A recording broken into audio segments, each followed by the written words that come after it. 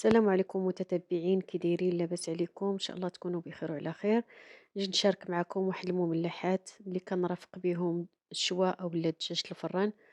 كيجيو رائعين. بسم الله على بركة الله. عندي واحد العلبة ديال سيريمي، كنقطعوه دوائر. علبة ديال الجبن كريمي،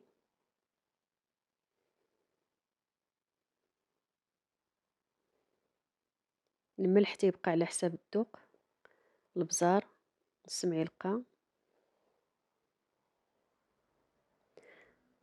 هنا الفرomاج،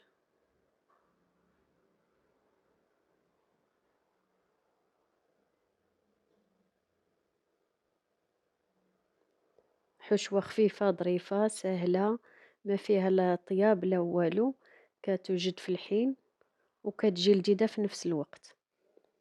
صافي كنشدو الورقة، نطويوها على جوج ونجمعوها وكنقطعوها بحال بغينا نقطعو البريوات، انما هنا كنقطعو كون شوية صغير، بحال جهد سنتيم ونص.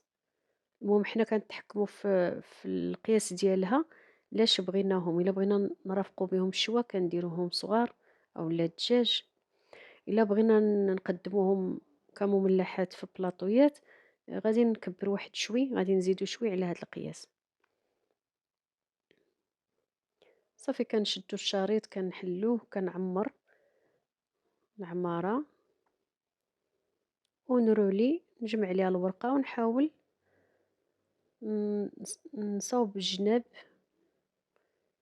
نتوما الفيديو شرح نفسه، ونمشي هكا حتى تنجمعها.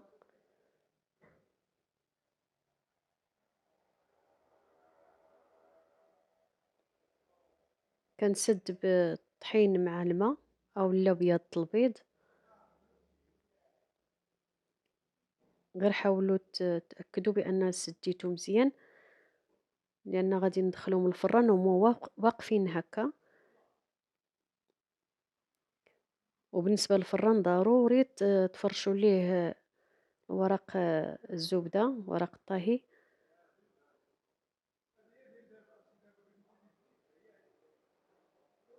صافي غادي نمشيو حتى تنكملوا ان شاء الله الورقة اللي عندنا والخليط اللي عندنا.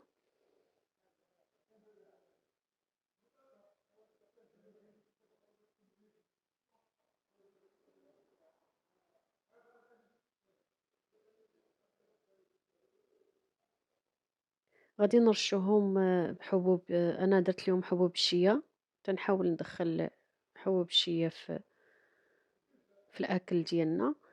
بغيتو ديروا زنجلة الكحل، بغيتو ديروا البافون، نتوما لكم الاختيار. المهم باش نكسروا داك اللون الابيض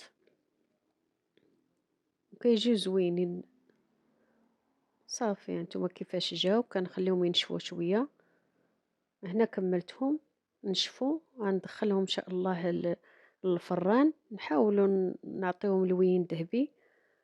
ما ندخلهم الفران هما واقفين. ها هما هنا بالصحه والراحه. هانتوما شوفوا كيفاش كيجيو.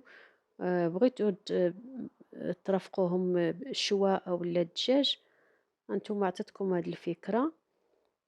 كنديروهم في هاد لي كوردون ونقدموهم. بغيتو في البلاطويات كتحطوهم عادي، تيتقدموا كمملحات. نتوما شوفوا كيفاش الورقة كتجي مقرمشة، كيجي العمارة رائعة ولذيذة وبالصحة والراحة.